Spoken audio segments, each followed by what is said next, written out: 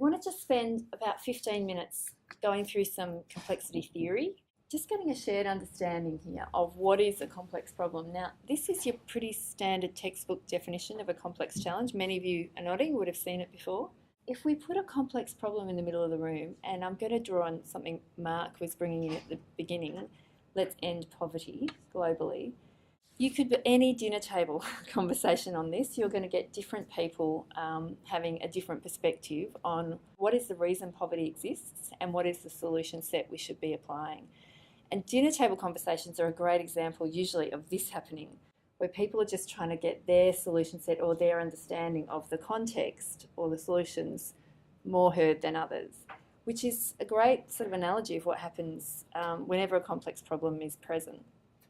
So if we think of the knowledge required to solve a complex problem as a pie, most people arrive at the table or arrive at being part of an initiative to solve that complex problem with deep expertise on one slice of the pie. For some people who have worked in multiple sectors, you might have deep knowledge and expertise on a couple of slices of the pie. It's impossible for someone to know all pieces of the pie, which is why this first point is so important, is that when a complex problem is present, everybody's knowledge is incomplete. We can't know it all. If you ask someone to come from a policy position about poverty, they will have deep knowledge and expertise, but that knowledge shouldn't be preferenced over someone's lived experience of poverty and the local drivers of poverty in their context. Now, in some complex social challenges, we see actually contradictory knowledge. So if you put anything about drug use into a conversation, you will butt up against two really strong ideologies of harm minimisation versus abstinence. So people can come at their knowledge base with actually value sets that drive conflict. These two first stop points are absolute classic characteristics of a complex problem. Different opinions, different understandings of the reasons, and different opinions and different understandings of the solution set, and no real way of working out whose knowledge is better, who's dominant, and what we see is people trying to preference their way of seeing the challenge or the solution over other people's way.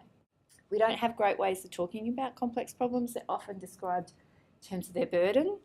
If you think about how we talk about obesity, it is described around a productivity burden on the economy and things like that. So we're not very sophisticated around these things. And of course, we all know from who we are in the room and the things we do that these complex problems do not have a neat boundary. It's very difficult to wrap your arms around them and say the problem sits within this boundary line, because we know if we're working into child nutrition, we're working into civic infrastructure, we're working into food supply, we're working into parenting practice, we're working into access to housing. They're very difficult to put a neat boundary line around.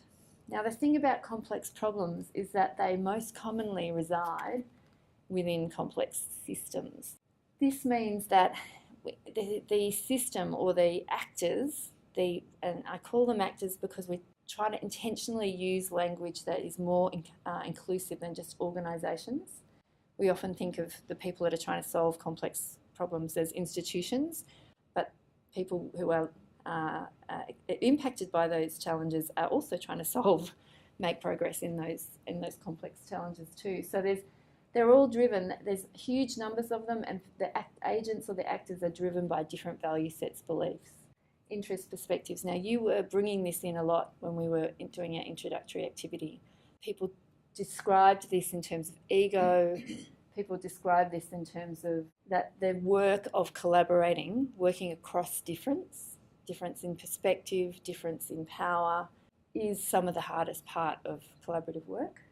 The other part of working problems that sit within a complex system is that the behaviour of the system is if you like, a thing in and of itself. So you've got the behaviours of individual actors and institutions and individuals and communities, but there is a set of patterns existing within the system, and actually they are bigger than any one entity.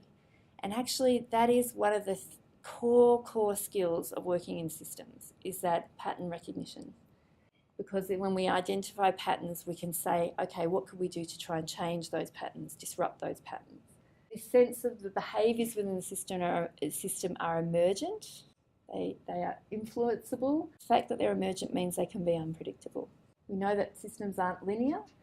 You can invest huge amounts of money and interventions and programs and get very little change, and yet you can do something small, relatively small, and get significant change. They're very influenceable to things outside. If there are sometimes unnatural boundaries around a system, say the child protection system, there are huge things outside that system that will impact on the behaviours of the system and the outcomes the system's producing. They're forever changing. You can get these tipping points, which again is actually can be positive or negative. So if we can influence behaviours or a set of circumstances that are happening within a system, we can tip the system to act in different ways or behave in different ways. If that's the definition of a complex problem, and complex problems are usually existing within complex, ever-changing systems, we as social change agents, I think, have an obligation to understand when are we actually facing into a complex problem and what's required of us if our assessment is correct. So that definition helps us work out assessments of or identification of a complex problem, but it doesn't help us know what's the best responses. So there's two frameworks we're going to quickly fly through. One of them is Cynefin, from a complexity theorist called Dave Snowden. If you like his stuff, I really recommend Googling his YouTube stuff. But he provides this really, I think, useful sort of sense-making framework that says we know when a simple problem, what a simple problem looks like. In fact, we were just talking about it earlier. The analogy for a simple problem is baking a cake. It's where we can sense the problem or the challenge, the circumstances.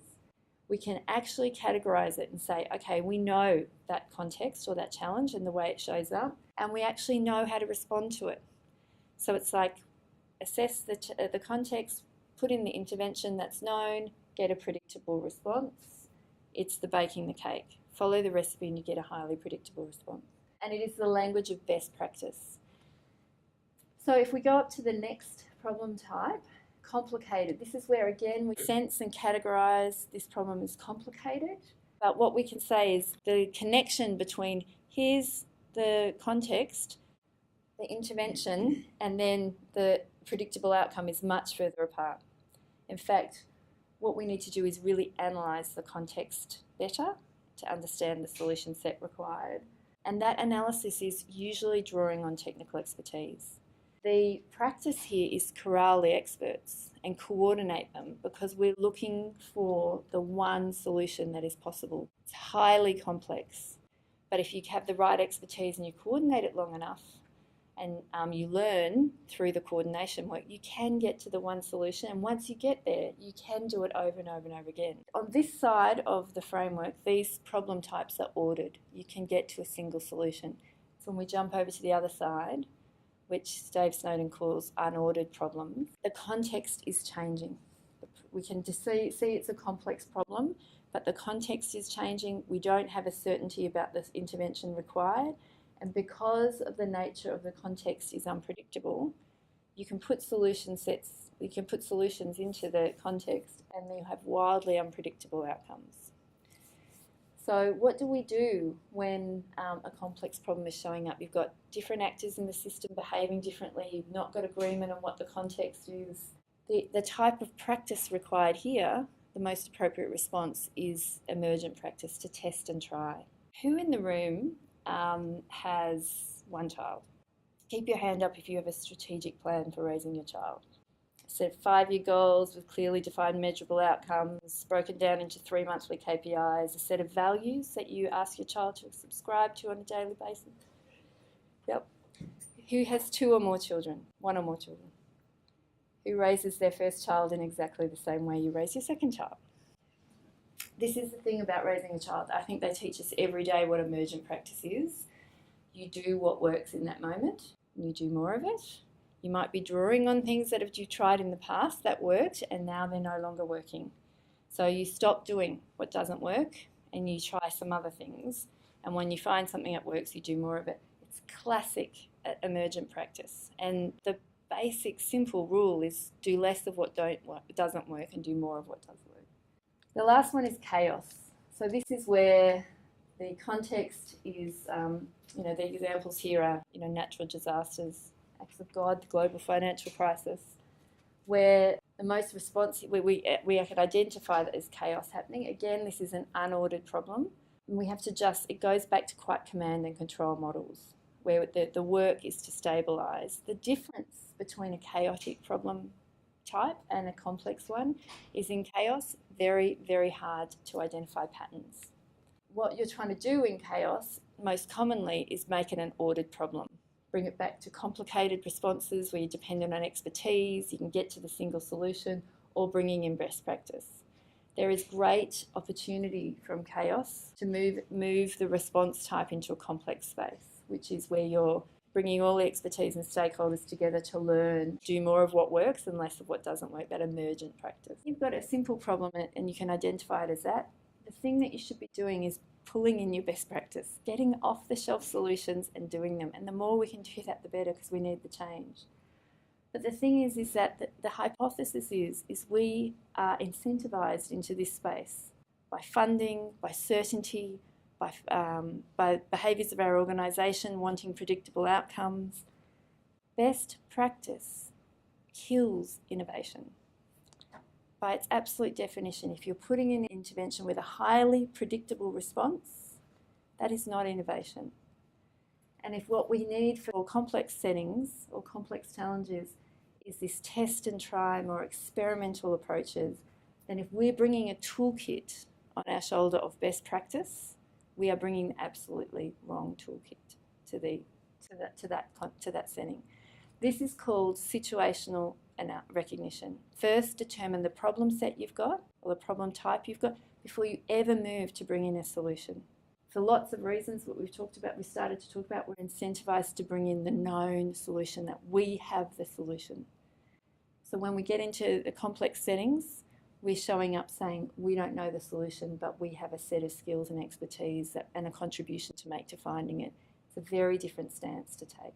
When we recognise we've got a complex problem, we're drawing hugely on technical expertise, and that can include technical expertise from community. But we know we can find the one solution if we work hard enough and corral that expertise well.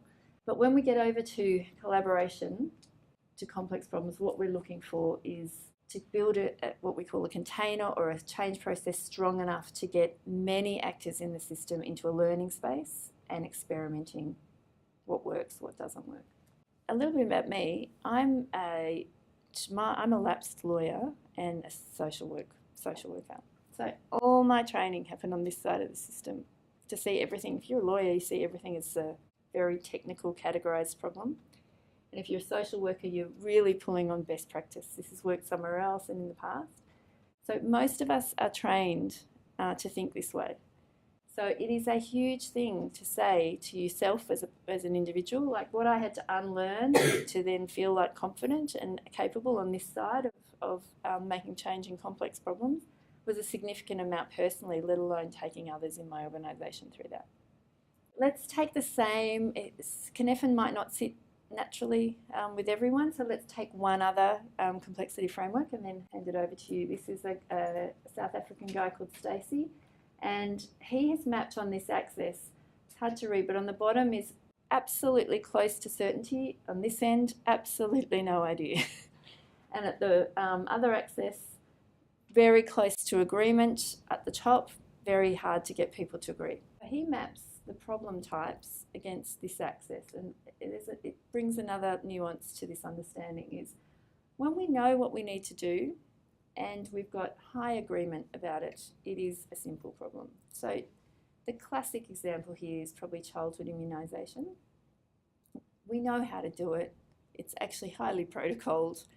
Most of the population agree with it, well, certainly in Australia. The innovation or the experimentation is only happening on the absolute margins. For most of the time, you've got the mandate, you've got the solution, you go ahead and do it. Yeah, the solution is follow the recipe. Go out and immunise everyone. What if you've got real agreement on what needs to happen, but no idea how to do that?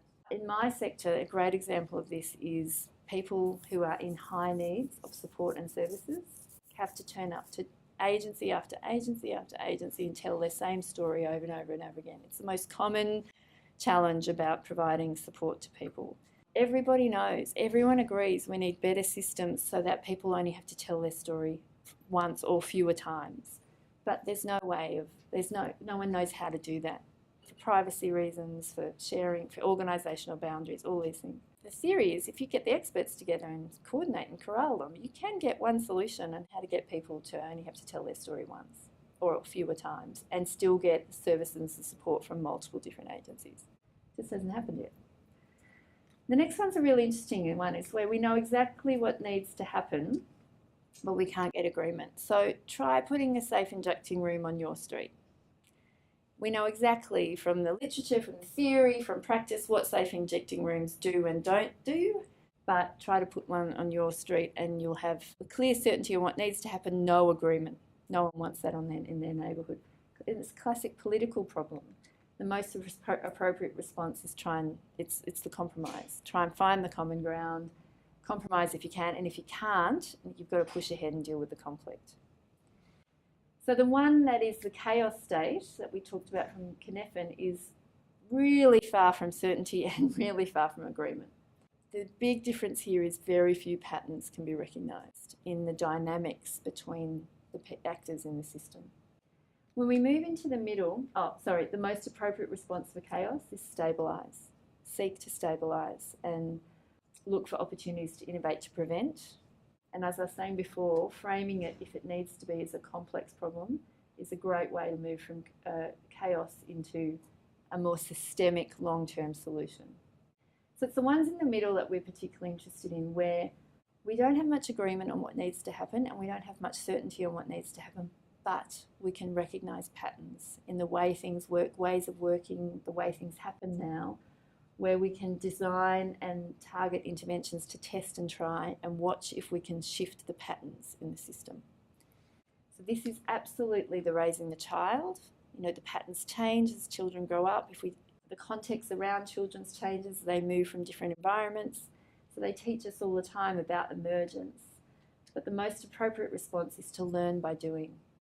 See what emerges and constantly adapt. And so the challenge of systems change, systems thinking, systems change, is how do you do that at scale? Multiple actors in the system in a process together, a held process where they are learning together, adapting to constantly nudge the system to produce better outcomes.